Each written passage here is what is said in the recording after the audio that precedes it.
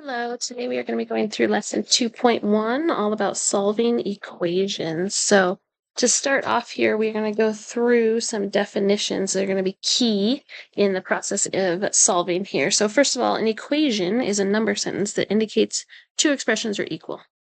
A solution to those equations is a value of the variable that makes the equation true. So it makes both sides equivalent to each other.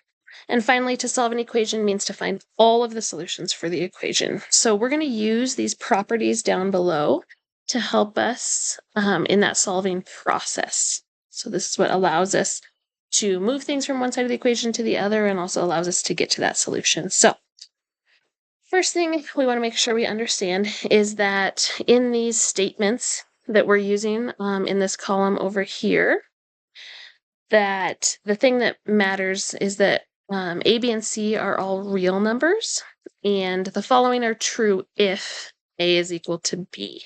So we want to understand that A and B are equivalent. So for the examples below that we're using, we want A to equal 2x, and we want B to equal 8.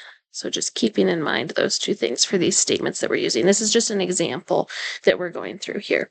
So because we know that 2x equals 8, we must know then that 2 times something has to equal 8, and hopefully we know that 2 times 4 is what equals 8. So x would have to be 4 to make these equivalents happen. So let's go through these properties. The first 4 properties that we're going to go through here are the properties that allow us to move things from one side to the other. And the key thing here, the main idea, if you notice it on the right, is that whatever you do to one side of the equation, you must do to the other side to keep it equal. So just keeping that in mind over here as we go through things.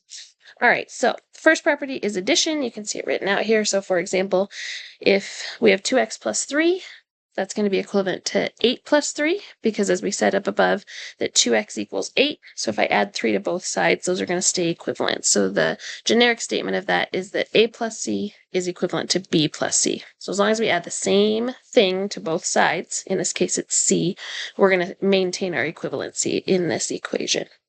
The second one is subtraction. So same idea here. If we subtract 3 from both sides, then we're going to end up in the same.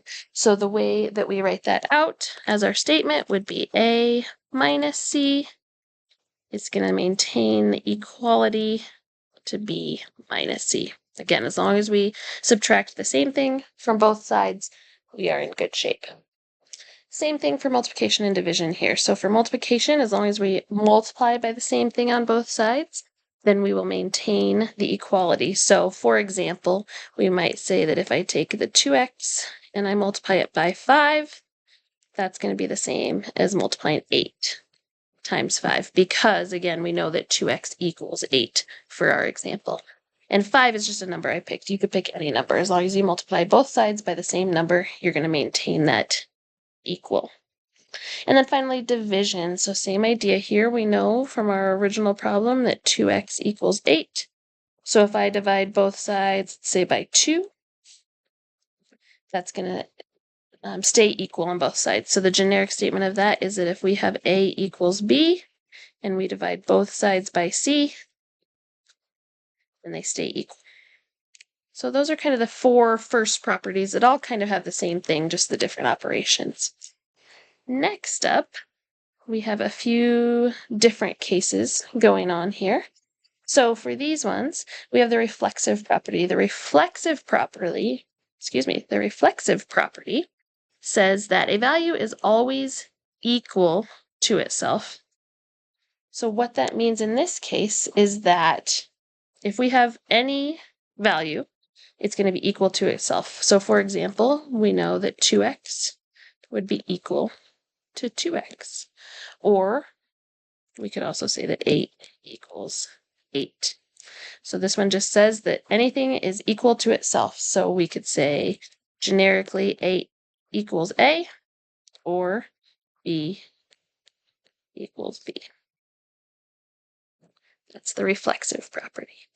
The symmetric property is what allows us to change the order of the way things are written without changing the equality. So on the right-hand side, it explains that order on an equal sign does not matter. So in this case, we could say that if 2x equals 8, then 8 equals 2x. So just getting at that idea that the order in which it's written on each side of the equal sign doesn't matter. We can flip those around and still be in the same spot. All right, and then the final property that helps us with solving equations here is the transitive property. So the transitive property basically allows us to replace things with equivalent things. So here's what it looks like in our example. So if 2x equals 8, and 8 is the same as 2 to the third power, then we can say 2x equals 2/3. So we can replace the 8 with the 2 to the third power. So in the generic form, here's what that looks like. If A equals B and B is equal to C, then I can replace that B with C and say then A equals C. So what we can say then is that elements of an equation can be related through equality symbols. So we can replace one thing with another if they're equal to each other. So those are the properties that allow us to solve equations. Let's move on and look at an example of that. So in this example, we are trying to isolate the variable. In this case, that variable is the x that we see. There's an x here. There's an x there. And there's an x on the right side that we just want to keep an eye on. So we know there's an x on each side. Our goal is to isolate that variable on one side of the equation and find what it's equal to. So the way we're going to go about doing that is to remove the constant that is operationally furthest away from the variable and keep moving in towards the variable. So repeating that process until the variable is isolated. And as we go through this process, we may need to distribute and simplify when needed. So we'll keep an eye on that as well. So to start off here, when we look at the left side of the equation here, okay, when we look at that side, again, we're looking for what's operationally furthest away. So what I see here is that that +2 on the end is operationally furthest away from that x. So I'm going to remove that from this side of the equation by subtracting 2. And remembering that our properties say whatever I do to one side of the equation, I must do to the other in order to isolate it. So I'm going to subtract 2 from both sides. That's going to leave me with 3 times the quantity x plus 7 minus 5 over 4. And on the right side of the equation, that's going to leave me with 2x. I'm going to combine the 11 minus 2 and get plus 9. So I have subtracted 2 from each side in order to begin my process of isolating that x. Again, looking for the thing that's operationally furthest away from that x. I see the divided by 4, so I'm going to get rid of that next by multiplying both sides by 4. Since it's being divided by, I'm going to multiply it by. So I'm going to take this whole quantity here, multiply it by 4. Same thing here, remembering that I have to multiply everything on that right-hand side, the 2x and the 9. I can't just pick and choose. So when I do that, on the left-hand side, that times 4 and divided by 4 is going to cancel out. That's going to leave me with 3 times x plus 7 minus 5. And that's going to be equal on this side to 8x plus 36. All right, so we've now gotten rid of the fraction, and now we're going to continue this process. What I see here, though, is before I can do much else, I've got that 3 times the quantity x plus 7. So the next thing that I'm going to do is I'm going to distribute the 3 into that quantity so that I can get rid of the parentheses. So I'm going to distribute it here, and I'm going to get 3x plus 21 minus 5 equals 8x plus 36. So on this step here, I didn't do anything, or I didn't try and remove anything from the left-hand side, so I only need to distribute the 3 on the left-hand side of the equation. The right-hand side of the equation stays the same. All right, next up, now I'm going to simplify the left side of the equation. So that 21 minus 5, I'm going to go ahead and combine those two terms to simplify it. So I'm going to get 3x plus 16 equals 8x plus 36. So simplifying that left-hand side of the equation there.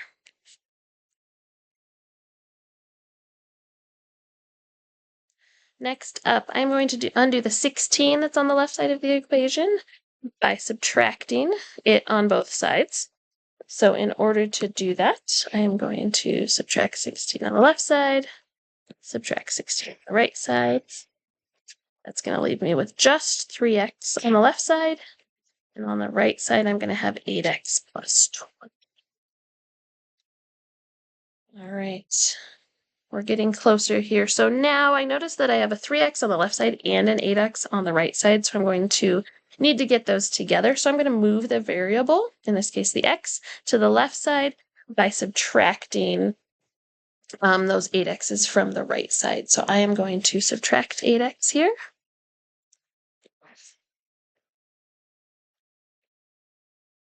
That is going to leave me with negative 5x equals 20. And then my final step is to undo that multiplication by dividing. So I'm going to undo that negative 5 times x by dividing by negative 5 on both sides. And what that leads to is the x being alone and us being at x equals negative 4, because 20 divided by negative 5 is negative 4. So that is my final solution now that I've isolated it. Okay, we are going to continue the process now, but we're going to look at a couple special examples here. So we are going to continue solving, doing exactly what we just did on that last example, but we're going to end up with some unique things. So when I'm solving this particular one, I'm going to start by distributing to get rid of those parentheses. So I'm going to get 6x minus 3 equals 6x plus 5, and then again I'm going to operationally move things away from the x, so I'm going to add 3 to both sides here. And that's going to leave me with 6x equals 6x plus 8. And then again I'm going to get the variables together on the left side, so I'm going to subtract 6x from both sides. And what you hopefully notice there is that on that left side, 6x minus 6x, those cancel out. So you're left with 0 equals 8. So we've completely lost our variable now. And what you should notice here is that 0 is not equal to 8. Can't be the same. 0 and 8 are not the same numbers. So what that means is that there is no solution. When our variable is gone and we're left with two things that are not equivalent to each other, then that means there is no solution. All right, let's look at another example here. It's going to lead to a special case. So again, I am going to just start by distributing. And this one has distribution on both sides, which is totally fine. You can just do them at the same time. So we get 10x minus 6 minus x equals 9x minus 6. I'm going to simplify this left-hand side. I have a 10x and a minus x, so that's going to leave me with 9x minus 6 equals 9x minus 6. And if we continue here, we get rid of the minus 6 on both sides, and we're going to be left with 9x equals 9x. And what you should notice here, if we keep going one step further, let's say to isolate that x, let's divide by 9 on both sides. That's going to leave me with x equals x. So what we should notice is that x equals x in the end, so a little different than the one up above. And when x equals x, that means that x can be any number. So we say there are infinite solutions here. X equals x means any number equals any number. So we can say 5 equals 5, 12 equals 12, negative 7 equals negative 7. X can be any of those things. There are infinite solutions that x could be. So those are two special cases. Sometimes we indicate no solution like that, and sometimes we say infinite solutions with the infinity symbol to kind of help us notate those two special things. All right, so now let's talk about what happens if we end up with fractions in our solving that needs to happen. So what we have here is two different ways of solving that same equation. So I'm going to look at the left side first. So in this left side, we see the equation there, and the first thing we have to do is we have to move x's together. So they have subtracted 1/2 x from both sides. So we have 2/3 x minus 1/2 x. Now, if we go with our general fraction rules, we know that in order to subtract 1/2 from 2/3, we need to get those common denominators. And so we rewrote them with common denominators, subtracted them, that left us with 1/6 x equals 1/3. And then, in order to clear that fraction of 1/6, they multiplied both sides by 6, and then divided that 6 by 3 and got 2. So that's one way to solve in order to clear those fractions, is to do your basic operations with fractions. The second way to think about it is to continue on the same path, but rather than dealing with fractions all the way through the problem, basically, what we're doing over here is we're getting rid of them as fast as I can by multiplying every term by the least common denominator. So when we look at those denominators, we have 3, 2, and 3. So the least common denominator in this case was 6. So we multiplied everything in that whole problem by 6. And what that does is it instantly clears the fractions.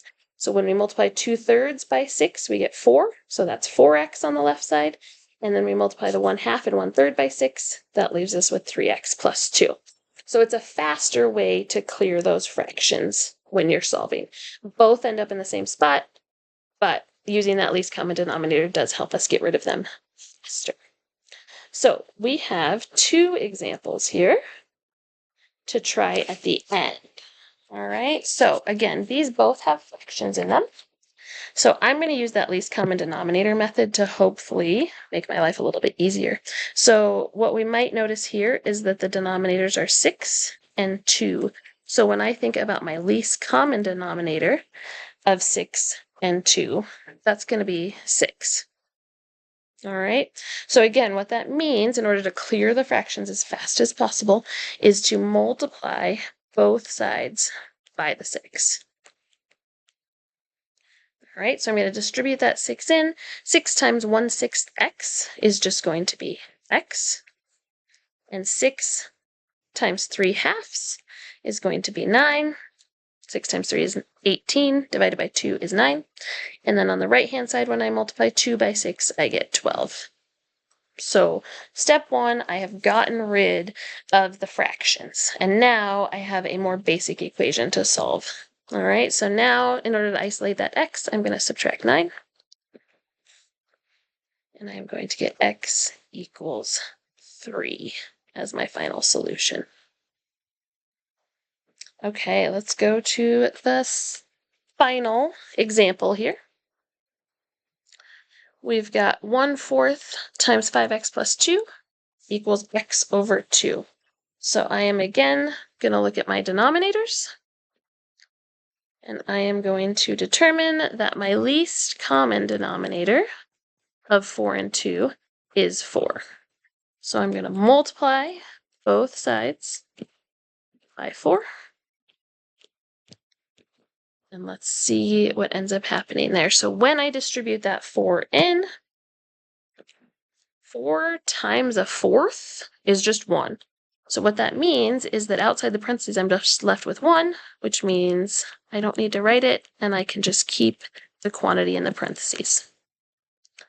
On the right-hand side, when I distribute that 4 to x over 2, 4 divided by 2 is 2, and we retain the x there with it.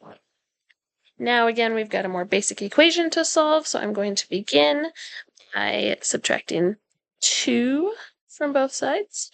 Notice on the right hand that there's nothing to combine the -2 with, so it just gets added on the end. So we'd have 5x on this side, and on the right-hand side, we'd have 2x minus 2.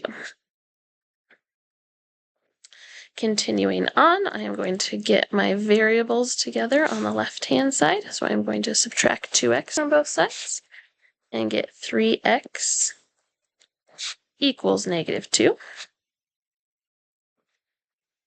And lastly, I'm going to isolate the x by dividing by 3 on both sides, and I'm going to get x equals negative 2/3.